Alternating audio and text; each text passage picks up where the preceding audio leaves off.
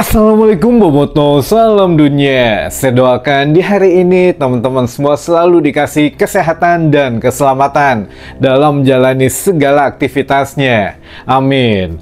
Baik Boboto, langsung kita update informasi Persib Bandung terbaru. Dan sebelum kita mulai, kita juga ingin ngucapin hatur nuhun pisan buat teman-teman Boboto yang sudah subscribe, yang sudah like, yang sering komen juga di channel ini. Mudah-mudahan menjadi amal kebaikan teman-teman Boboto semua yang langsung dibalas oleh Allah Subhanahu wa Ta'ala. Amin. Dan Bobotoh, kalau kemarin kita membahas mengenai Prancis gitu ya, ada bocoran terbaru salah seorang atau salah satu pemain asing Persib Bandung katanya sudah deal dengan pemain asal Prancis. Nah ini juga kita nggak tahu pemain asal Prancis, keturunan Prancis, atau pernah bermain di Liga Prancis, atau ya orang Prancis yang bermain di Liga Asia. Nah ini kita juga harus lebih bersabar teman-teman, tapi bagaimanapun itu ya jalan terbaiknya adalah menunggu gitu ya. Kalau sekarang kan memang semuanya sedang berubah, untuk roadmap Persib Bandung ke depannya juga berubah, jadi pola daripada transfer juga berubah dan bocoran pemain juga berubah teman-teman, sehingga sekarang lebih teka-tekinya sulit ditembus teman-teman gitu ya.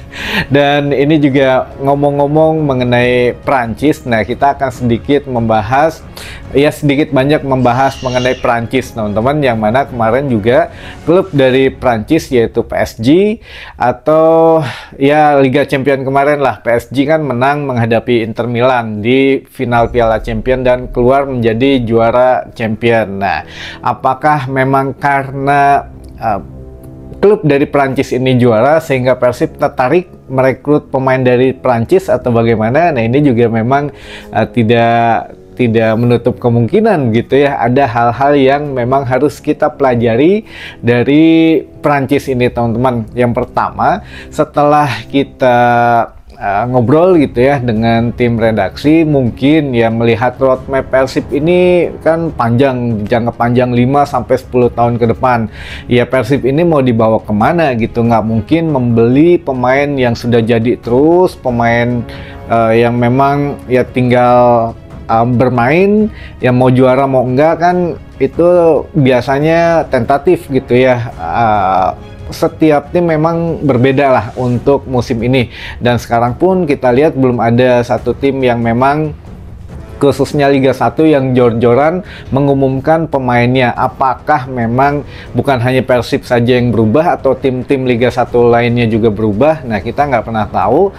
Kalau mengenai belum dibukanya bursa transfer katanya sehingga tidak ada yang ngumumin, ini juga tidak benar juga gitu ya teman-teman. Kalau mengumumkan seorang pemain lalu juga ya sudah tanda tangan kontrak, kenapa tidak? Yang belum sah itu kalau memang belum dibuka bursa transfer itu kan belum didaftarkan, belum bisa didaftarkan ke PT LIB, sehingga kan masih belum bisa dimainkan. Tapi kalau untuk mengumumkan, nah ini sebetulnya bisa kapan saja. Tapi kalau memang diumumkan dari awal, ketahuan mungkinnya oh si pemain ini di analitik tuh. Kalau Persib kan sekarang punya namanya Sport Science nanti bisa melihat, waduh si klub ini mengumumkan pemain si A, misalkan diteliti tuh, oh si A kelebihannya ini, kelemahannya ini gitu. Nah mungkin klub Liga 1 lain juga punya mungkin ya untuk beberapa divisi baru di manajemennya. Tapi kita lupakan tim lain dulu, kita fokus lagi ke Persib Bandung. Apa pelajaran yang kita petik dari PSG ketika menjuarai Liga Champion kemarin? Nah yang pertama, menurut tim redaksi kita adalah Bojan Hodak hampir sama satu tipe dengan Luis Enrique, yaitu pelatih dari PSG, dan ini juga akan dibentuk sepertinya Persib Bandung mengikuti roadmapnya atau mengikuti style dari PSG ini teman-teman, atau Paris Saint-Germain, yang mana ya pelatihnya sederhana gitu ya. Luis Enrique juga bukan pelatih yang model jor-joran atau bagaimana, sama dengan Bojan Hodak, dan manajemennya pun sekarang sudah merombak total. Jadi begitu masuk Luis Enrique ke PSG, pemain dan juga manajemen dirombak total, teman-teman. Pemain bintangnya dibuang-buangin. Ada kan asalnya ada Neymar, ada Mbappe, ada Messi gitu ya, dibuang-buangin. Nah, ini ngambil baru dari akademi, pemain muda, pemain murah, punten gitu ya. Bukannya nanti yang masuk Persib pemain murah gitu, enggak, tapi maksudnya pemain yang bukan berarti pemain bintang lah intinya gitu ya. Jadi semuanya dirombak total. Luis Enrique meracik itu dengan passionnya dia atau dengan cara dia yang ingin merubah PSG ini menjadi sesuatu klub yang sesuai dengan potensi dia sebagai pelatih dan disetujui oleh manajemen. Nah, inilah yang kemungkinan akan sama dengan yang dilakukan Persib Bandung di musim depan. Persib Bandung dengan bojannya, passionnya mungkin dari musim kemarin gitu ya, dikasih budget sekian, yang mencoba mempertahankan mencari pemain yang disetujui kedua belah pihak, dari bojan oke, dari manajemen oke gitu. Walaupun memang ada beberapa pemain yang gagal, tapi toh kita juara juga 2 kali malah gitu ya, alhamdulillah. Nah, ini ya sama dengan PSG sekarang. Kalau untuk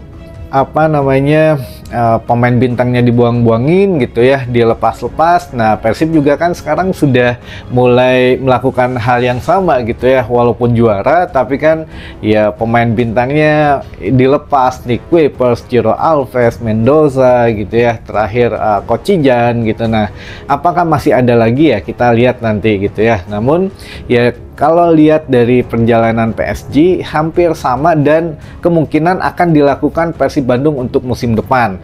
Namun yang perlu kita tidak perlu khawatir gitu, bahwa bos besar Persib Pak Glenn sendiri sudah akan menyatakan Persib Bandung sudah oke lah mendatangkan pemain grade A, walaupun bukan semua grade A ya, tapi minimal pemain bintang diganti pemain bintang untuk menyeimbangkan ini. Kalau memang betul lah, kalau pemain muda semua atau pemain yang kurang pengalaman agak risky juga atau beresiko, karena ya Persib Bandung musim depan akan lebih fokusnya ke Piala Asia, teman-teman, atau di level Asia lah gitu ya. Kalau ya bisa di liga lokal, Liga 1 ini kita jadi hat-trick ya alhamdulillah, tapi kalau memang bisa memaksimalkan di level Asia, kita akan kejar katanya. Sehingga ya pemain grade A dipastikan akan ada di Persib Bandung, walaupun tidak semua mungkin ya disesuaikan dengan budget yang alhamdulillah, teman-teman, ini juga kita harus syukuri. Persib Bandung sudah trennya positif untuk finansialnya. Nah, ini ya kita juga bersyukur lah kalau kita harus tidak membandingkan gitu ya. Kalau harus memuji ya, manajemen saat ini bagus dalam pengaturan finansialnya, teman-teman. Sekarang positif, walaupun ya mungkin belum untung-untung banget lah gitu ya, tapi setidaknya sudah positif trennya. Makanya bisa memikirkan jangka panjang, membangun TC, membangun renovasi stadion, membangun training ground, karena melihat tren finansial Persib sudah positif. Walaupun ya pada saat manajemen baru yang sekarang ini dimulai dari minus katanya ya gitu, bukan nol lagi tapi minus gitu, tapi sekarang bisa positif. Wah, ini luar biasa, teman-teman, pencapaiannya. Makanya ya bisa membeli pemain grade A, dan untuk musim depan atau beberapa tahun lah ini sudah memikirkan akan membangun ini, membangun itu, karena melihat tren sekarang sudah bisa dijaga. Mudah-mudahan dijaga, teman-teman. Jangan banyak pelanggaran lagi, karena membuang uang membayar denda itu ya lumayan gitu ya, lebar. Oke lah, ini balik lagi untuk dari segi pemain.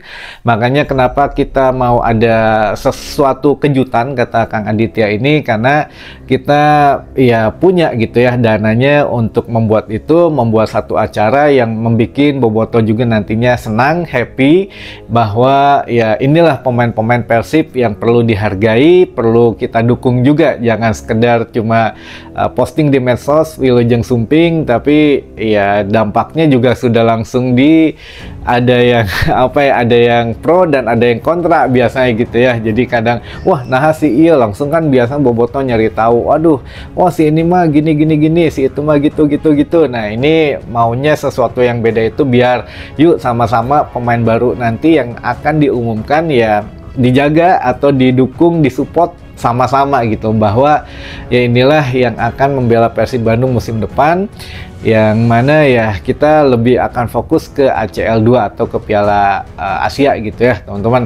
Nah ini juga untuk ACL 2 ternyata hampir pasti tanggal 13 Agustus kalau tidak ada perubahan lagi, dan alhamdulillah Persib Bandung akan menghadapi tim dari Korea Utara dan akan bermain secara kandang nih, alhamdulillahnya gitu. Kita manfaatkan laga kandang ini di Bandung untuk setidaknya hanya satu kali, jadi tidak ada home away gitu ya. Jadi ketika menghadapi wakil dari Korea Utara bermain di Bandung, kalau Persib menang lolos nanti ke ACL 2, jadi tinggal pengundian grup saja. Kalau memang Persib kalah, katakanlah mudah-mudahan janganlah misalkan pahit-pahitnya kalah, Persib langsung bisa bermain di AFC Challenge League gitu ya, di peringkat 3 Piala Asia-nya lah gitu teman-teman. Intinya harus menang karena sekarang sudah akan dipersiapkan dengan sebaik-baiknya oleh manajemen. Pak Glenn juga sudah oke,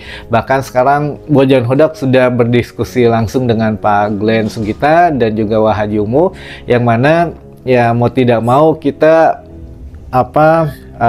ditarget Asia, berprestasi di Asia ya tentu kita juga harus punya amunisi yang levelnya Asia. Makanya jangan sedih katanya nanti pemain bintang yang pergi akan diganti dengan pemain bintang yang akan datang ke Persib Bandung gitu teman-teman. Ya silahkan aja lah sekarang mah mau siapa gitu ya yang dirumorkan, itu mah nggak saja karena memang tidak ada larangannya, tidak ada aturan, tidak boleh membuat rumor, tidak. Jadi ya dicari-cari saja. Inilah keunikannya, keasikannya dalam dinamika bursa transfer teman-teman. Siapapun bisa datang, bisa pergi, dan bisa dirumorkan gitu ya. Ini kita nikmatin saja setiap harinya, tapi ya mudah-mudahan tidak kecewa lagi lah. Kalaupun sekarang katanya memang sudah ada 5 pemain asing yang sudah deal juga, sudah tanda tangan katanya di Persib Bandung, yang mana kalau melihat musim depan kan masih menggunakan 8 pemain asing gitu ya. Kalau 5 sudah deal berarti 3 lagi ya tanda tanya, sedangkan di Persib Bandung sekarang masih ada 4 pemain asing gitu ya, perlu diingat. Nah kalau 3 lagi apakah diganti juga atau tidak? Yuk kita coba sedikit membaca statistiknya teman-teman. Kalau perkataan manajemen yang mana kita tarik benang merahnya, kalau ingin peremajaan, siapa sih sebetulnya yang paling senior di Persib Bandung di antara 4 pemain ini? Yang pertama itu dari yang paling muda dulu ya. Yang paling muda adalah Gervane Kastaner. Dia berusia 28 tahun sekarang, sama dengan Mang Agus gitu ya. Mang Agus juga 28 tahun. Lalu ada Delpino 34 tahun atau 33 gitu. 34 lah, Delpino 34. Lalu ada DDS 35 tahun. Nah ini kalau dari yang paling muda ya ini Gervane, Mang Gustavo, lalu juga ada Delpino dan DDS. Tapi kalau memang yang kita ambil paling berpengalaman ya terbalik justru ya, dari DDS, Delpino dan Gustavo. Nah apakah 3 pemain ini yang akan dipertahankan atau 3 pemain dari yang paling muda? Gervane Kastaner yang mana masih punya kontrak di Persib Bandung, kalaupun mau dilepas kemungkinan dipinjamkan gitu ya karena masih ada kontrak. Lalu juga Gustavo dan Delpino. Nah kalau diambil dari yang paling muda, DDS kemungkinan yang akan dilepas gitu ya, tapi kalau ngambil yang berpengalaman ya kemungkinan Gervane yang akan dipinjamkan gitu. Ini kita lihatlah untuk kedepannya bagaimana, karena dijanjikan Persib musim depan akan banyak kejutan kata Kang Aditya gitu ya teman-teman. Dan ya mungkin itu dulu saja lah informasi yang bisa saya sampaikan di hari ini. Minimal kita tidak perlu sedih karena akan kedatangan pemain bintang diganti pemain bintang lagi katanya gitu janjinya. Jadi akan ada pemain grade A di Persib Bandung untuk berprestasi di Asia gitu teman-teman. Sampai ketemu lagi di informasi selanjutnya. Wassalamualaikum, bobotoh, salam dunia.